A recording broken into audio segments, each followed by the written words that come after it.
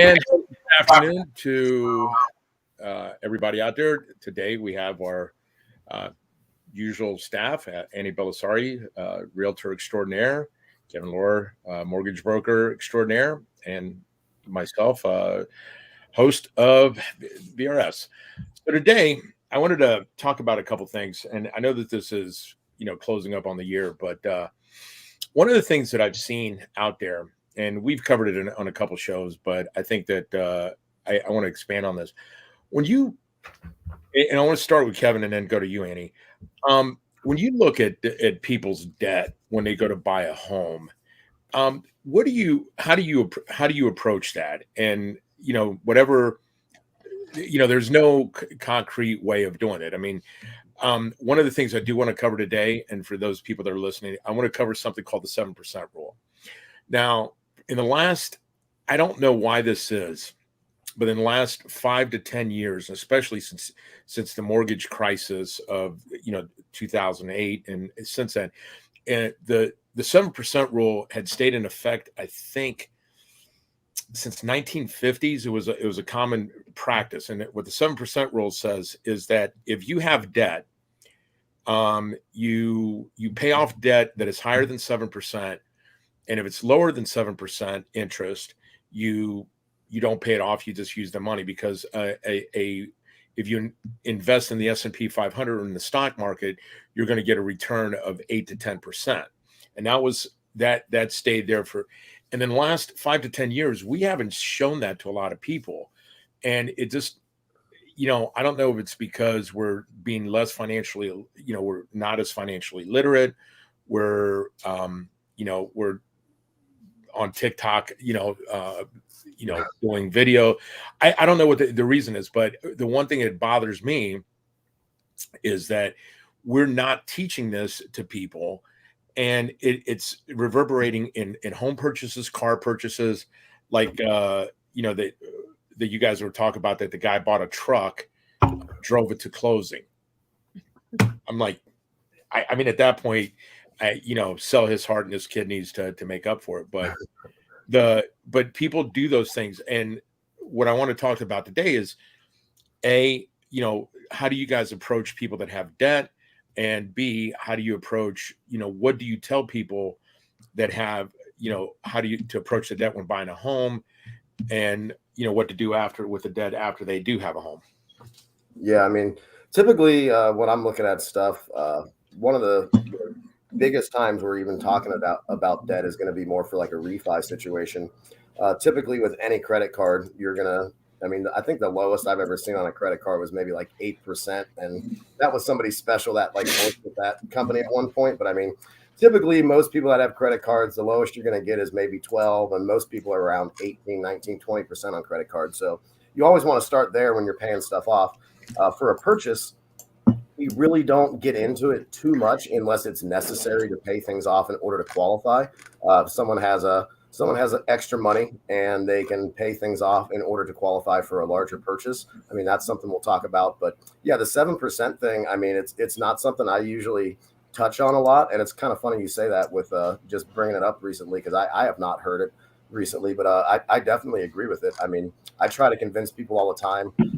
I'll have people that are downsizing, and they go from a $800,000 house down to something that's maybe 250, 300, and sometimes people just don't want to have the mortgage payment, so they use a lot of the proceeds. But I always try to convince people, like you were saying, with investing, that you're gonna, if where rates are right now, I mean, they're climbing now. I mean, rates were in the high twos. I mean, they're in the low to mid threes now. I mean, that's an incredible interest rate. You can't go and borrow money anywhere at that low of a rate. So you're absolutely correct. It makes more sense basically to get enough down payment so you're not going to have mortgage insurance. And then it's obviously much smarter to invest that. But some people, they don't trust the stock market and they don't want to do that type of stuff. And other people would just much rather have a lower mortgage payment so they don't have to have those expenses. But with tackling the stuff, paying things off, yeah, I definitely look at interest rates, and I'll recommend, obviously, we want to start at the highest rate.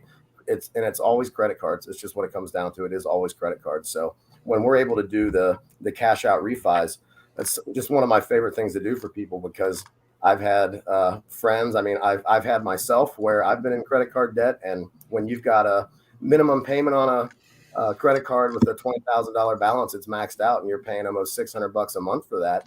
If you're able to roll that into your mortgage and your new interest rate's a 3.5, I mean, you can save people thousands of dollars monthly just by getting stuff like that paid off.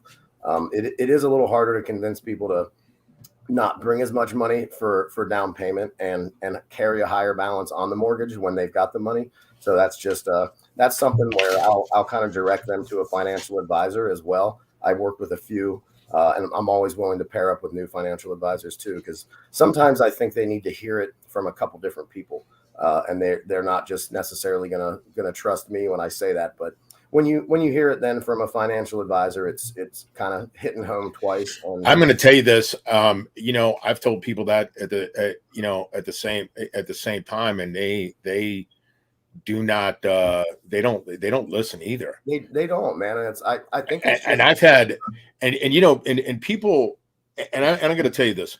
There are two types of investors. There's accredited investors who have a net worth over $1 million, and unaccredited net worth under $1 million. And that's how there's no other class. I mean, that's the way that the SEC defines them. So I've seen unaccredited investors make really, really smart decisions. Mm-hmm. And I've seen accredited investors do some of the dumbest things. Yeah, I'll agree with you. It seems like the people that have family money, or maybe they were in a trust or something, it's for some reason when they have that money, it's hard to convince them to let their money work for them. I mean, people Right. who have a couple $1 million in a trust or whatever, you invest it correctly and you're getting 10%.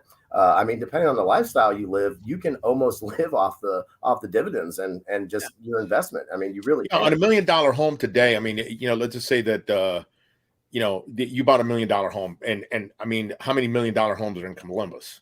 I mean, there's quite a few.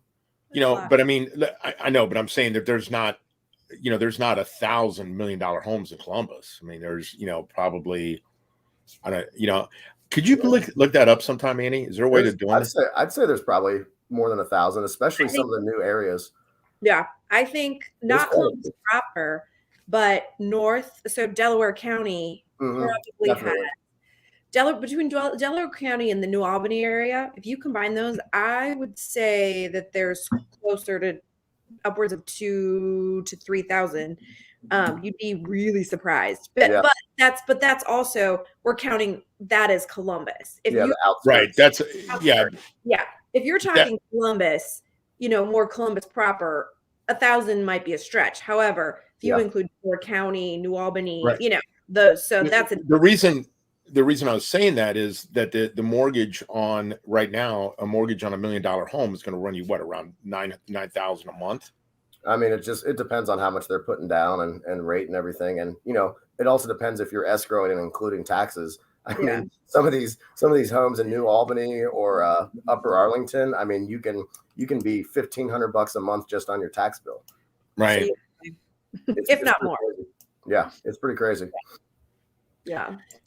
I mean, the issue, like I said, going back to it, is even, if you put $1 million in the bank and you drew out 10%, that's you're going to make 100,000 a year.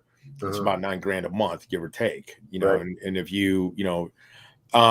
and that's why, I always tell the story of that when we were selling stocks and investments, the most popular investment at the time, and I wish it would make a comeback, but it's just not, was the railroad stock, because they gave you a coupon every, they paid dividends on it, and then you still had the original stock, and every year you had a coupon that and then they would, you would collect the coupon rate. And I mean, they were good stocks. I mean, they just, a lot of people just now are they're not interested in them because they just don't, you could go buy an NFT or, something like that. It's not classy or flashy.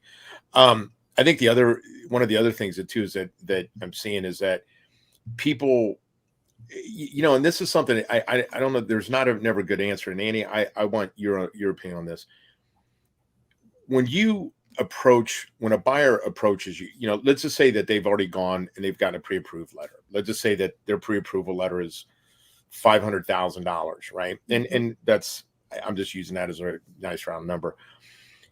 Do you ever worry that that a person is unsophisticated enough to get into a home, and you try to say to them, "Hey, listen, I think this might be a little bit more home for you than you actually need," or you know, they're going to be you're rich and cash poor?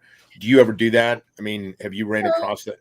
Oh, I run across it all the time, especially in this market, and people get their emotions so crazy high. You know, this is my approach on it. My fiduciary responsibility is to the client. I am not allowed to say, I'm not their financial advisor, I'm not their parent, I'm not their, you know, but I try to give the best advice possible just for them as a point of reference. And I tread very lightly with it. But I also, this is my thing, is I don't want them to get super, super frustrated in 6 months down the road. And, you know, here I help them get into this house and everything's going to be hunky dory. And I could foresee what was happening. So then they're not going to be appreciative of my services when they realize what is happening. So I always want to retain clients, and I don't look at it as like we have one transaction together and then thank you. Okay. I want them to be happy and repeat, come back to me. You know, it's a big, big investment. So the approach I take, and I just had this happen. I had somebody, we were paying $100,000 over in a bidding war, no inspection. I said, I want you to take a couple hours. I need you to call your financial advisor. I want you to go over the numbers. And it was, you know, the purchase price on that house was $675,000. Like, so for me, that's a big paycheck. But you also have to realize it's about people. It's not just about your paycheck, because I'm not going to push somebody to get into a bad situation. And I'm not their financial advisor. I'm not, you know. So she reviewed all the numbers and it was a sound decision. So that's kind of how I approach it. Not all realtors are like that. A lot of realtors just want the transaction. They want the transaction. It's about the win. It's about the win. And I just can't do that. In this market, it happens on almost every buyer transaction that there's some sort of decision you have to make. Okay, so our budget was $250. Now we're in love with this house. It's a bidding war. Can we go over to $285 and still be okay? And a lot of them get so emotional and they're like, yeah, we'll do whatever we can. Well, then you're stuck. Yeah. Then you're stuck. So that's how I position it. And, you know, and honestly, I will do whatever the client says. I can't say, no, I'm not going to let you bid over. At the end of the day, I have to do what they want me to. However, I try to take every step to make sure that I'm not facilitating them into financial ruin. That would just make me feel terrible. So, you know, but it happens all the time.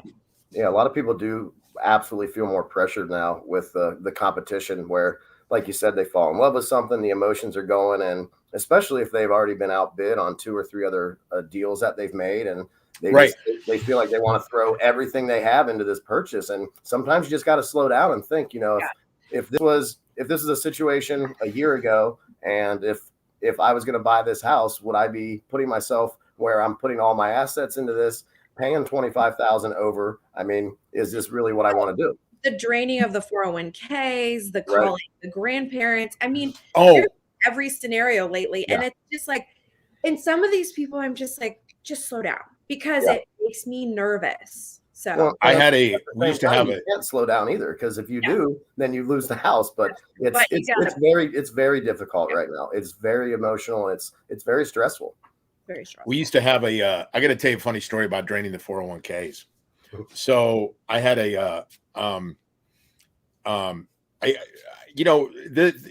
back then too, it was also when we were selling stuff, it was a lot different. You know, this is like 20 years ago. But we had I would give them a card and I would make them carry it in their wallet. Okay. And it was just a little laminated card. and it had on there, it says, are you dead or dying? And you check a little box. If you answered no to either one of these, don't drain your 401k. Don't touch your 401k.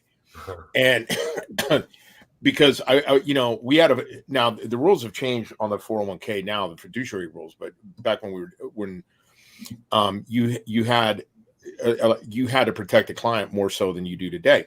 Yeah. The thing that we were talking about was like, people would come and say, well, I want to take some money out for Christmas. No, you're not buying presents with your 401k. Right. Or I saw no, you're not buying a car. You're not buying a motorcycle. You're not buying a boat. No, this is, but people would do that. And and in today's market, you go to buy a home and, I think you were telling the story. I mean, I don't know if you told the story or we were talking about this, is that in the time that you took to meet a client at a house, somebody had already written a contract in, prior to you get, was that you were saying that? Happens all the time. Yeah. They were, they literally in the time, and it was like, and people got frustrated. It was like, wait a second, in the time it took to go show the house, it was like a half hour. Somebody had already written a contract, and was, and people get frustrated. So, they have, 40, I don't know, you could have 50 to 100,000, 200,000 your 401k, you draw it out, and you're like, I'm going to get this house. And you get into, it's auction fever. And I've seen that in real estate auctions. I've seen that, just regular auctions where people just get so upset that it's not about the item. It's about that you're not going to let somebody else get it. The adrenaline's going, the endorphins are flowing, and it's, you get so tied up with whether you're just kind of butt-headed and you want to win, or it's just sometimes you're so wrapped up in it, you forget what you're even bidding on, and it's just that you want to win at that point. It's it gets really crazy and emotional. It really does. And that's the thing that I think I really try to talk to my clients about is, I will do whatever you want. However, I'm going to also, give you the best. I'm very honest about it. It's, and that's where I have a hard time with a lot of realtors is they look at it as a one and done. They're like, it's all about how many transactions they can make in a year. They don't care about the people. And that's where it's like, ew, that's a tough one for me to swallow. That's not how I run my business, but and I tell my clients, you know what, I might be looking out for you and we might lose a couple houses, but you'll thank me down the road. So it's a fine line and everybody runs their business differently. And I don't have any clients that have come back to me and said, it didn't work out the way it was supposed to. I'm so sad I didn't go, 60,000 over to fight for that house. So far, it's just been, everybody's been like, it has worked out exactly the way it should have, even though we didn't get X, Y, and Z. And that makes me happy, Right. Yes, it's rewarding at the end. Situation right now, because there's a lot of people that have buyer's remorse after they. Absolutely is. Yeah, I saw an article the other day about that where this woman they interviewed just said, I've been in this house for 2 months and I absolutely hate it, and I got wrapped up in the moment, and that it happened, and it's been happening a lot because people just get so frustrated. I've had clients for over 6 months, coming on a year, that they've put in offers, and they're standing their ground where they absolutely are not going to throw in this $25,000 over asking price offer. And you gotta be patient if you don't want to do that. But then you also have people that are the complete opposite, and they want out of their home. Maybe they're renting something that if they have a big family, maybe they're renting a house that's $2,500 a month. So every month that goes by, from a financial standpoint, you're 2 months down the road where you're looking, that's $5,000 that could have been going towards building the equity in your home. So, everybody's situation is different. If you're in a place that you're renting and wasting money, then it might make sense to you to pay more. Now, Kevin, I want to ask you about this. Do you ever recommend, and I don't know if this is, if veterans can do this, do you ever recommend doing the loan guaranteed prior to? going through underwriting, everything to guarantee the funds. I've been hearing a lot of that lately, that, they take the time to do everything up front so that they know the financing isn't going to fall out. I mean, I typically, the way I issue a pre-approval, I mean, I've been doing this long enough where I'm not going to issue a pre-approval if I think there's a chance of it falling out. I mean, every letter that I've sent out has closed. I did have one where I got false tax returns, but I mean, I'm not going to. That's not your fault. Right. Yeah. I'm not going to over approve. You got false tax returns? Yeah, it was really? I find that hard to believe. It was two men that owned a cleaning company, and when we went to verify the returns, they just, they were never filed. So, I should have looked into it more, but we didn't. I was just thinking that I was helping people out, and they gave me the returns, and everything else made sense. There were deposits in there, but they were falsifying how long the company had been open and everything. So, and that's interesting because you have a good reputation with the pre-approvals, but we're seeing like we just had one. My partner just had one totally fell out of contract because the pre-approval, they didn't look into anything. A lot of companies. So you got to remember, every company out there, whether you're a bank or a broker, independent mortgage company, whatever you are, everyone has their own policies, right? So sometimes it's not the fault of the loan officer. I've heard of institutions where if somebody applies and you pull credit, you have to issue an approval, basically just based on the information that they put on the application. Really? So, I mean, there is a difference. So a lot of people will throw the words around where this person's pre-qualified, this person's pre-approved. Technically, on a pre-approval, you're supposed to look at documents, have everything verified, run it through the automated underwriting system. On a pre-qualification, basically what you're saying is what I just said, where they've done the application, everything looks good. If this is accurate and true, and if I were to collect the documents to prove it, they're pre-qualified. But you really don't ever in this market want to accept a pre-qualification letter.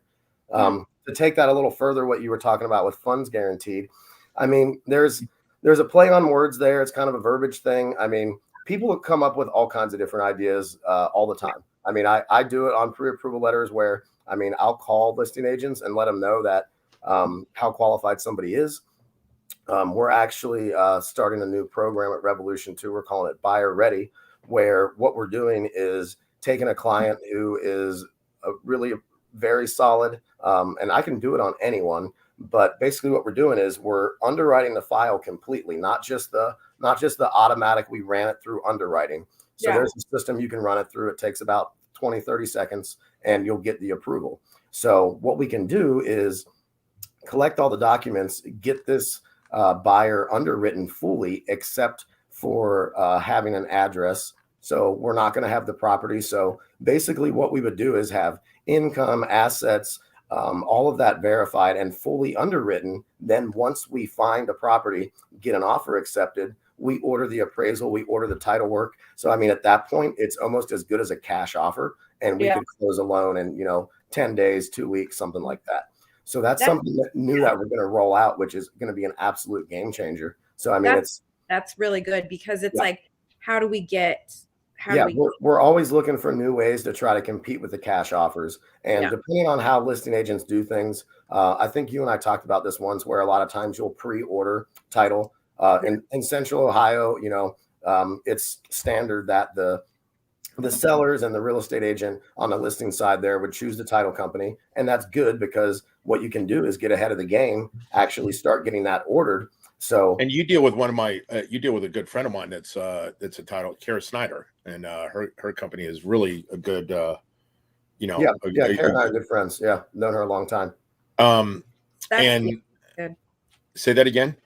Yeah, no title. I mean, the title thing can be a big hiccup. Oh yeah, and that's why it's smart, and that's why some areas, even in different parts of the state, title's done differently. So Central Ohio, it's standard that the seller chooses it. Seller actually pays most of the title fees as well, but that gets you ahead of the game, gets the work started. So basically, if you have somebody coming in and they've got a cash offer, a lot of times they'll still talk to a lender, and that way they can get a letter saying, hey, I've looked at bank statements, I verified this person has this amount of money.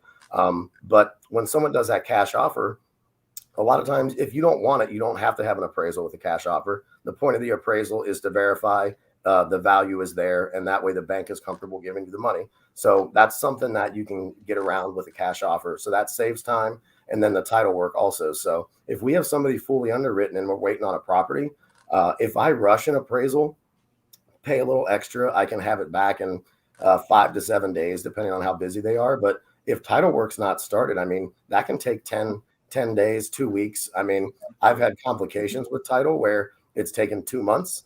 So if all the ducks are in the row and we do this this buyer ready program that we're getting ready to roll out here, yeah, we can definitely be very, very competitive with cash offers. And that's something that we're always trying to do, because we want to be on top of things and make sure that our buyers and all of our clients are as competitive as possible. Because I mean, that's what we talk about every time on here. It's just the market's crazy and you got to be able to be competitive. So it's going to be a game changer. But I mean, the whole guaranteed funds thing, it might be a play on words. I mean, I can tell you that I'll guarantee the funds on this person if I get the automatic approval through the underwriting system, I mean, yeah, the funds are guaranteed. It's just people say things just to get your attention. And I mean, it's probably just a different way of phrasing something. I've seen lenders where they'll tell you that they'll issue a loan commitment with an offer, which, the whole point of a loan commitment is you're supposed to be through underwriting, the majority of it anyway. And typically when you issue a loan commitment, it's saying this loan's guaranteed to close with the condition of what's always on there is you have to verify someone's employment just verbally 48 hours before closing. So you might say loan's clear to close. Here's your loan commitment with the condition of final verification of employment within 48 hours of closing. So I've heard before where people, different loan companies, they would issue these loan commitments like with an offer letter, or not an offer letter, an offer on a property. And it's like, yeah, I guess you can do that, but your loan commitment is going to have with underwriting approval, with title approval, with appraisal approval. It's like, what's the point? I mean, once again, they're just doing something, which, I respect. They're trying to do stuff to get someone's attention and put their buyer in front of somebody else. I mean, I totally respect it. I think of creative ways to do that all the time as well. That's why I'll put more stuff on our pre-approval letters. And that's why I call a listing agent. I mean, I've told people that for over a year and a half, I've been doing that now. And I tell other colleagues in the industry, other loan officers about it, and people just don't want to do it. It's like, oh, why do you tell people you're letting your secrets out? It's like, well, I've told a lot of people about it, and not a lot of other people do it. So it just comes down to whether or not they're lazy or how motivated they are. But I mean, I don't ever care about sharing secrets and tips for people. There's plenty of business. I say that all the time. I've had, we give out so much information for free. Yeah. I don't mind sharing info at all. There's plenty of business to be had by everyone. And lack of inventory is the problem. Well, we had this. When I was working, like I said, I stockbroker, financial advisor. People would ask me all the time. I would give them some advice for free. Others, I told them I had to charge for them because it was part of the thing. But people would ask me all the time, what do you think about this stock, or what do you think about that? And I'm like, well, this is a good, look at what are you planning on doing long term? Look at the PE ratio, look at the volume, being sold. Where is where's the market heading? And it's just like this. I mean, today, it's funny. And the reason I say this is that you've got to stay up with, certain trends. One of the things that bothers me, and I'm looking at today, is that there's a velocity curve, and most consumers are about 18 months behind what other, where, smart investors are investing in. Yeah. For the longest time, I said FANG was the people were buying FANG stock, which is Facebook, Amazon, Netflix, and Google. Well, as of today, TikTok is the number one visitor website in the world. So that, that's going to affect Google, and it's going to wind up, changing stocks. But the reason I say all of this is because I think one of the problems that is we could share information all day long, and this is what we're doing here, but are people going to take it and apply it? Yeah, I agree with you. There's a lot of people that they're like some of these seminars that like Kevin O'Leary does, and you could go to them for free. Yeah. He'll tell you some trade secrets. Guess what? 99.99% of the time, people aren't going to do it. It's in one ear and out the other. Yeah. There are guys on, there's a guy I go to YouTube every once in a while and look up, some business people. And people will tell you, it's just like Annie, the video that I sent to you. There are people out there trying to teach you about how not to do stupid stuff. Yeah. And people yet again and again, they do stupid stuff. The one banker that she's a broker down in Atlanta. I love listening to her, but one of the things she pointed out was that she made a commission on a house, selling a property, and her commission was $137,000. Instead of investing that money or going out and buying a property herself, using that as a down payment, she bought a Mercedes, a bunch of clothes. Half of it aside for taxes. That'd be smart too. Yeah. But she did that, and she's a very very well-known celebrity. But the point that you think about this is that even smart people make bad mistakes. And finance that car. And if you're thinking, listen, if you're listening to this and you don't think smart people make bad mistakes, let me tell you this: Bernie Madoff, who in the history of Wall Street, committed, stole more money. The people that were investing with him were hedge fund managers, Goldman Sachs, Bear Stearns. I think Bear Stearns lost money with it. I mean, there were people out there that were very good at their craft that lost money with him. Mm-hmm. And so when I say to people, don't get upset that you make a mistake financially. Just don't make it such a mistake that you can't recover from it.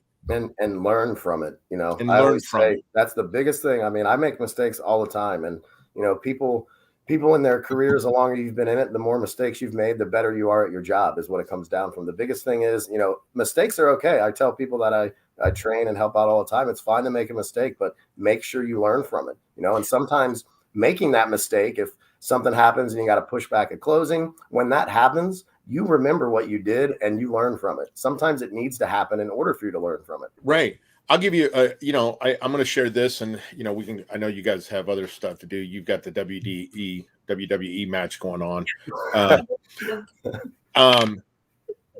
give you an example, and this is something that happened yesterday. I have a client that I advise on. He's got a real estate company, and I do some advising for him. That poor guy. Kevin, I know where you work. Just remember that, But yesterday we had a conversation. I told him about this, and this is the conversation. He has a home down in Florida, and he, about a month ago, he said, "Hey, should I?" I ran the numbers for him, and I said, "Hey, listen, I just going to run numbers." He makes $50,000 a year on his property, renting it out. He pays a management company, about 25% of that goes to the management company, and they do and I said to him, I was like, I don't think that's a good, when I ran the numbers, the offset of him renting it out, clearing $35,000 a year isn't worth him to keep that property, because it's appreciated in value. It's time to sell. Maybe there's some, maybe it's a better home for an investor. In the 10 years, it's doubled its value and doubled its value. So now he can walk away from it. But everybody, and the reason I bring this up is that you've got to look at whenever you're doing a deal and you're buying a house, getting more, have somebody take look at it a little bit, second look. Yeah. I mean, when you're wrapped up in a decision like that, I mean, like we were saying earlier with emotions going, I mean, anytime you're doing something like that, it's always good to have somebody take a second look, whether it's a friend or someone that's knowledgeable. Right. But when it's for you and you're wrapped up in it and it's something that you want, you might not necessarily need it, especially when you're talking investments or a second home. Primary residence, I mean, it's usually smart for anybody to buy a house, but when you're talking about other stuff like that, then you know what it is. But here's the thing about buying a house. For some people, you're better off renting, keeping your costs down, and then long term. Now, I mean, if you look at the appreciation, I mean, and I think a lot of it is that one thing we this show's for veterans, but also a lot of the people that we're reaching out there. There's not a lot of this stuff. Finances are boring. It really is, because you're dealing with compound interest, yield spread premiums, interest rates. I mean, it's not as sexy as saying Pablo Escobar flying a DC-5 from Colombia with $100 million worth of cocaine. I mean, that's it's it can be a little boring. I mean, I try. You're going to own a property and you're going to have to change the toilet every. You're going to have to work on the toilet to make sure that. I'll give you another little trick that a friend of mine that's a property manager uses. Is every month he checks on his property by going and changing the air filters on properties, because most people, but it's a way for him to get in the house, look and make sure that to get in there. Yeah, that's smart. That's smart. And that's just that's just a little ownership trick. And he said it's over the years it saved him. He knows the tenants. He sees they're not hanging I mean having a grow room in the back bedroom or stuff like that. But again, it goes back to when you're doing financial, get some advice.